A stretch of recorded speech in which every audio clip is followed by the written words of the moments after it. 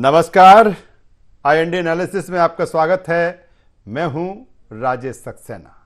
Doctor Mohan के मंत्री Mohan cabinet का विस्तार हुआ और विस्तार में 28 चेहरों को राज्यपाल ने शपथ दिलाई और जिस तरह से सीएम डॉक्टर मोहन कैबिनेट का जो विस्तार हुआ और 28 विधायकों ने मंत्री पद की शपथ ली, राज्यपाल मंगू भाई पटेल ने पद और गोपनीयता की सभी विधायकों को मंत्री पद की शपथ दिलाई।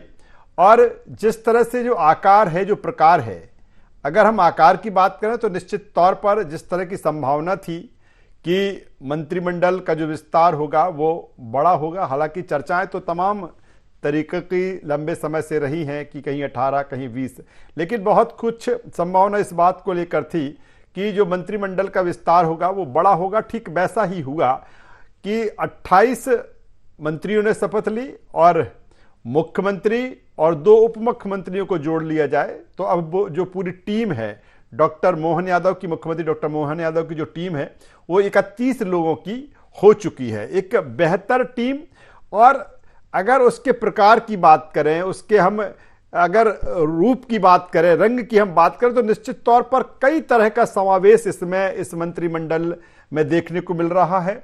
इसमें वरिष्ठता को भी ध्यान में रखा गया है, इसमें युवा चेहरों को भी ध्यान में रखा गया है, महिलाओं को भी इस कैबिनेट में तवज्जो दी गई है। दूसरी तरफ वो सांसद, वो केंद्रीय मंत्री जो चुनाव लड़े और जीत कर आए, उनका समावेश भी इस मंत्रिमंडल विस्तार में है। कह सकते हैं कि एक बेहतर टीम डॉक्टर मोहन यादव को मिली है। हालांकि तमाम तरह का इस पर मंथन हुआ, दिल्ली में कई दौर की बैठकें हुई और अलग अलग स्तरों की बैठकों के बाद, और ये भी कहा जा रहा है कि जो टीम है कहीं ना कहीं केंद्रीय नेतृत्व की ये पसंद है, केंद्रीय नेतृत्व की ये जमावट है। इसके जरिए मोदी की गारंटी को पूरा करना है। इसके इस विस्तार के साथ, इस टीम के साथ में जहां मोदी की गारंटी को पूरा करना है, वहीं कहीं ना कहीं जो लोकसभा चुनाव है 2023-24 में, उस तरफ भी आगे बढ़ना है। कई तरह के समीकरण भी इसमें समाहित हैं। आज इसी पर हम चर्चा करेंगे, बातचीत करेंगे। चर्चा शुरू करें उससे पहले हम अपने मेहमानों से आपका परिचय करा देते हैं, हम अपने सहयोगी से आपका परिचय करा देते हैं, फिर इस चर्चा को हम आगे बढ़ाएंगे। हमारे साथ में जुड़ रहे हैं हमारे सहयोगी और भोपाल ब्यूरो चीफ शोएब खान। स्वागत करूंगा शोएब आपका। और हमारे साथ में है वरिष्ठ पत्रकार रमेश शर्मा जी। रमेश जी, आपका भी स्वागत करता हूं।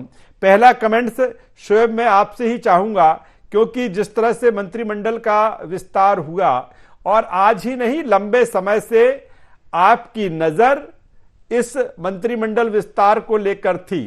किस तरह से राजभवन की, हालांकि यह भी सही है कि राजभवन में अंदर शपथ ग्रहण चल रहा था और पूरी मीडिया बाहर थी, किस तरह का दृश्य दिखा शोएब वहां पर, और किस तरह से चर्चा इस मंत्रिमंडल विस्तार को लेकर?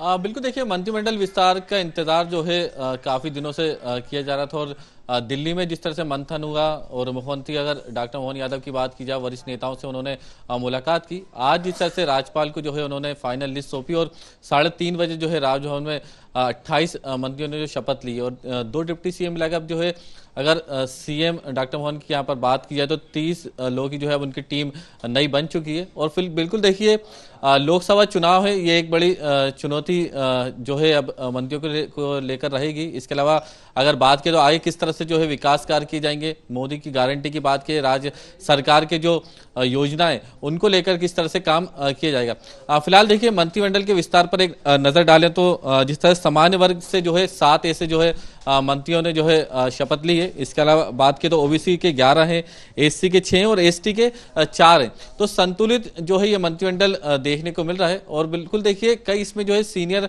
लीडर भी शामिल हैं। और जिस तरह से प्रहलाद पटेल की बात की जाए, कैलाश विजयवर्गीय हो, राकेश सिंह हो या अन्य नेताओं की बात की तो अनुभवी जो है ये मंत्रिमंडल भी रहेगा। इसके अलावा देखिए, कई जो है पहली बार जो है मंत्री बने, नरेंद्र शिवाजी पटेल पटेल की बात की जाए, संपत्तिया उइके हो, निर्मला भूरिया की बात किया, नगर सिंह चौहान हो, चैतन्य कश्यप हो, धर्मेंद्र लोधी हो, दिलीप जायसवाल हो, गौतम टेटवाल हो, लखन पटेल हो, नारायण पवार हो, राधा सिंह हो, प्रतिमा बागरी और कृष्णा गौर। तो देखिए नए लोगों की भी एक लंबी लिस्ट है, क्योंकि इनको अभी देखिए अनुभव नहीं है, मंत्री पद की जो है शपथ इन्होंने बिल्कुल ली है। बिल्कुल वो नाम जिनका जिक्र आप कर रहे हैं वो 28 नाम है, 18 कैबिनेट स्तर के हैं, 6 राज्य मंत्री स्वतंत्र प्रभार हैं और 4 राज्य मंत्री हैं। मैं आपसे चाहूंगा कि जिस तरह से मैंने आपको भागते दौड़ते राजभवन के पास में देखा है कि किस तरह से ये कोशिश रही है आपकी कि नहीं ये मंत्री बनकर निकले हैं, सबसे पहले इनका वर्जन ले लिया जाए, सबसे पहले इनकी प्राथमिकता ले ली जाए। तमाम सारे मंत्रियों से आपने बात की, कुल मिलाकर लब्बो-लब आप देखें तो क्या प्राथमिकताएं नजर आई इन नए मंत्रियों की? बिल्कुल देखिए, जिम्मेदारी जो भी दी गई है, जो भी संगठन ने उन पर जो है भरोसा जताया तो उसको बखूबी निभाना है और जो है अब प्रदेश का विकास करना है, जनता के भरोसे पर जो है खरा उतरना है, जनता का विकास करना है और लोकसभा चुनाव को लेकर भी जो है तैयारियां करनी है। और पूरी देखिए एक नई टीम जो है मध्य प्रदेश में अब देखने को मिलेगी। जिस तरह से अगर मुख्यमंत्री मोहन यादव की बात की जाए या अन्य जो नेताओं को, जिस तरह से विधायकों की बात की जाए तो उनको मंत्री बनाएगा, तो पूरी एक नई टीम देखने को मिलेगी। देखिए जो नेता पहले भी जो मंत्री बन चुके हैं उनके भी नाम फिलहाल बताऊं, जैसे तुलसी सिलावट की बात की जाए, गोविंद सिंह राजपूत हो, इदल सिंह कंसाना हो, प्रद्युम्न सिंह तोमर हो, नारायण सिंह कुशवाहा हो, विजय शाह हो, करण सिंह वर्मा हो, विश्वास सारंग हो, इंदर सिंह परमार हो और कैलाश विजयवर्गीय। तो ये देखिए पुराने मंत्री रह चुके हैं। तो तमाम तरह का समावेश है। शोएब आप हमारे साथ जुड़े रहिए। वरिष्ठ पत्रकार रमेश जी हमारे साथ में है। रमेश जी, सीधा सा सवाल कि ठीक है ये टीम डॉक्टर मोहन यादव की है, ये मुख्यमंत्री डॉक्टर मोहन यादव की टीम है, लेकिन इसको हम केंद्रीय नेतृत्व की ड्रीम टीम कह लें? सर पहला कमेंट। नहीं, निश्चित रूप से ये केंद्रीय नेतृत्व की जो आपने ड्रीम टीम कहा है ये इस पर खरी उतरती है। और इस टीम की 3 विशेषताएं हैं। एक विशेषता तो जो हम लोग कभी चर्चा करते थे कि आधे तो इसमें अनुभवी मंत्री होंगे और उससे आधे फिर ऐसे होंगे जो 2-4 बार के विधायक हैं और पहली बार मंत्री बने हैं, और फिर 2-4-5 ऐसे भी हो सकते हैं जो पहली बार के विधायक हों। तो ये टीम लगभग वैसी आ रही है। ये ठीक है कि मेरे अनुमान में 2-3 संख्या इसमें थोड़ी सी ज्यादा हो रही, मेरे अपने अनुमान में जी। बाकी 28 के करीब। आप लगातार जब आपसे रमेश जी चर्चा हुई आपने लगातार कहा कि टीम कम से कम 25 नाम तो होंगे ही। हाँ जी। तो वो 25 नाम, मुझे 25 तक का था लेकिन 3 उसमें ज्यादा हुए, लेकिन बाकी 3 श्रेणियों के लोग होंगे, ये इसमें बराबर है। इस टीम की 2 विशेषताएं बहुत जबरदस्त है। एक सबसे बड़ी विशेषता तो इसमें यह है कि भारतीय जनता पार्टी में जितने कार्नर हैं और जिन्हें हम शक्ति केंद्र के रूप में देख सकते हैं, जो हाई कमान की पसंद है, उन सब की पसंद के लोग इसमें हैं। इसमें अगर आप देखें तो फिर इसके अलावा एक और बात इसमें ध्यान रखी गई है जी। पसंद के अलावा वो संगठन से कितने जुड़े हुए हैं, इस बात पर भी ध्यान रखा गया है। जैसे छोटी देर को उदाहरण ही दूं, जैसे उदयपुरा से जीते हैं नरेंद्र शिवाजी पटेल, या इछावर के हैं करण सिंह वर्मा, या उदयवीर। ये मोटे तौर पर अगर आप देखेंगे तो इनको अगर हम शिवराज जी के करीब मान सकते हैं तो वो ठीक है, लेकिन कहीं ना कहीं ये संगठन से भी जुड़े हुए नाम ये नाम है। ठीक उसी प्रकार इंदौर से अगर राकेश शुक्ला को, गोलू शुक्ला की बात करें तो वो कैलाश विजयवर्गीय की चीजें काफी समीप माने जाते हैं। या जैसे गोविंद सिंह राजपूत हो या प्रद्युम्न तोमर जितनी निकटता उनकी सिंधिया जी से है उतनी निकटता उनकी नरेंद्र तोमर से भी है। तो कुल मिलाकर के जो लिया गया है संपत्तिया हुई के सीधी संगठन की भी है और कहीं ना कहीं फग्गन सिंह कुलस्ते की भी वो निकट मानी जाती है। या जबलपुर से राकेश सिंह का नाम हो या अपना प्रहलाद पटेल का नाम हो, ये सारे नाम ऐसे हैं जो सीधे हाईकमान से जुड़े हुए हैं।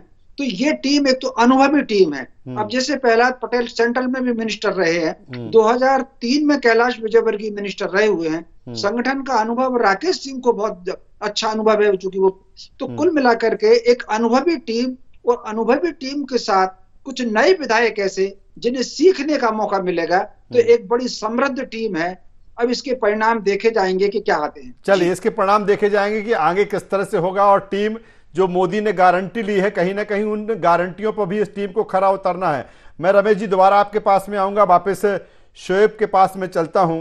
शोएब, जिस तरह से आप बता रहे थे, इस जो टीम का ताना बाना जिस तरह से इसको बुना गया है, जिस तरह से इसको गढ़ा गया है, कि एक तरफ इसमें वरिष्ठता है, पुराने मंत्री भी हैं और कहीं ना कहीं नया कलेवर भी है, यानी कि नया युवाओं का भी सामंजस्य है।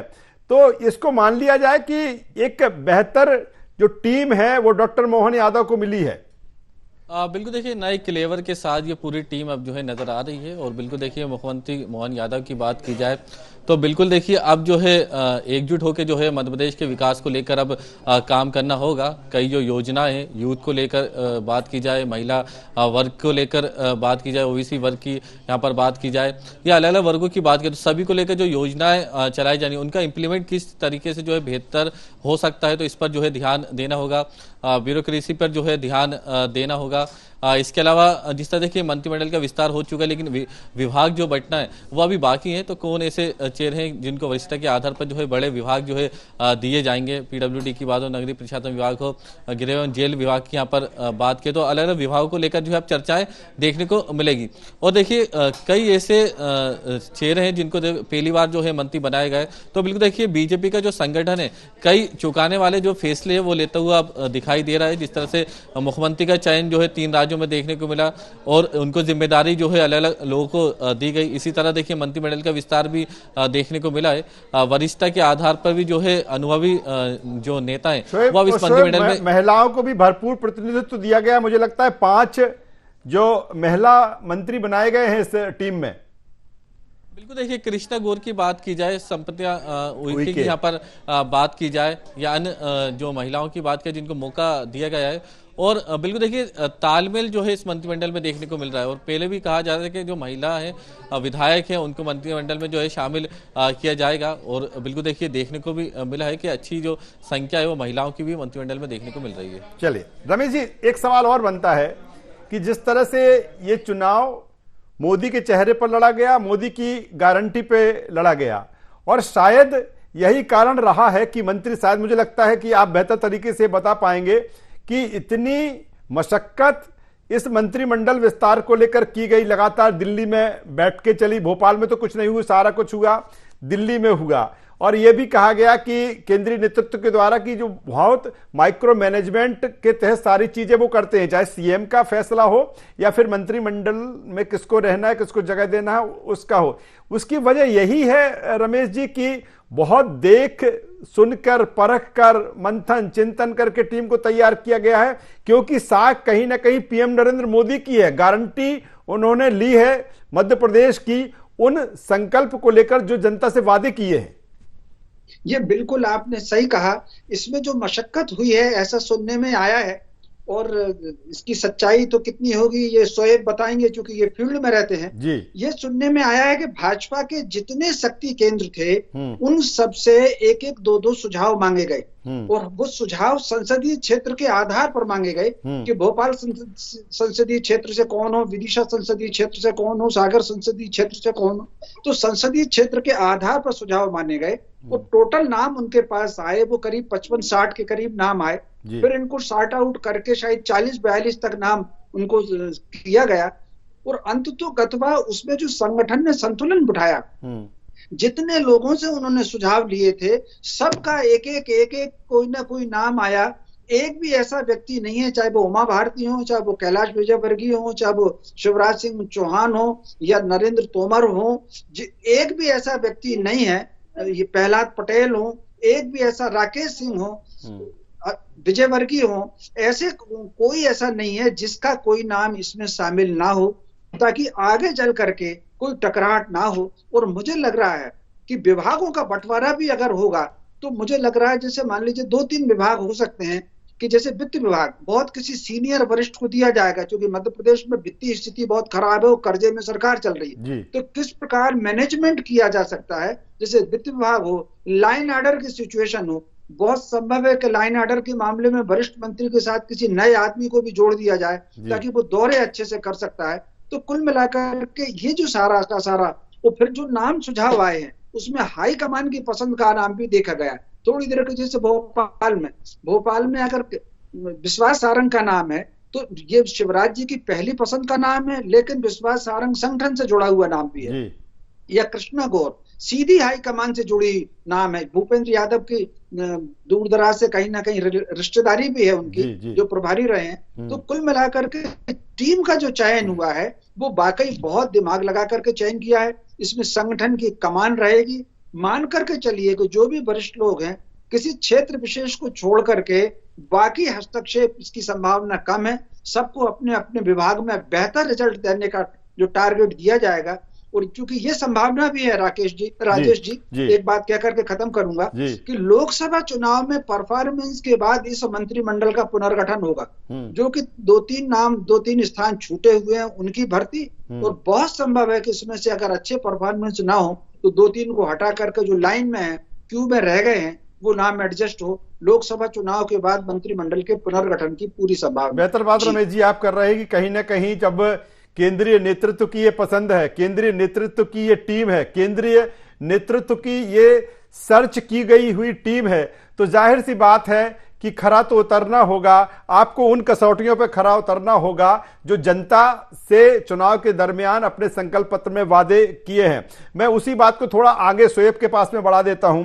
शोएब, जिस तरह से रमेश जी भी कह रहे हैं और ये भी बिल्कुल सही है कि जब हम लगातार नाम चला रहे थे और नामों को लेकर ये लग रहा था कि बहुत सारे नाम चर्चाओं में हैं, तकरीबन 40 से 50 नाम चर्चाओं में हैं और उनमें से 28 को जगह मिली है। उसकी वजह यही है, जिस तरह से रमेश जी कह रहे हैं, कि तमाम तरह के अलग अलग लोगों से राय ली गई है। जैसे हमने देखा कि जब भारतीय जनता पार्टी की सरकार जब बजट बनाती है तो अलग अलग तबके के लोगों से सलाह मशवरा करती है, उनसे राय लेती है, फिर उसके बाद उनके सुझाव आते हैं, फिर बजट बनता है। मुझे लगता है कि ठीक ऐसे हुआ कि बड़े बड़े जो दिग्गज लीडर हैं, नेता हैं, जो पूर्व मंत्री हैं या जो मंत्री बने हुए हैं, वरिष्ठता में ऊपर हैं, उनसे नाम लिए गए। उसके बाद 40 से 55 नाम, जो 50 नाम थे, उसमें से छांटकर ये 28 नाम अब सामने हैं। ये कवायद हुई है। बिल्कुल देखिए, बीजेपी संगठन की यही खासियत है कि जो छोटे से छोटे कार्यकर्ता हैं या पदाधिकारियों की बात की जाए तो उनसे भी बातचीत जो है वो करते नजर आते हैं।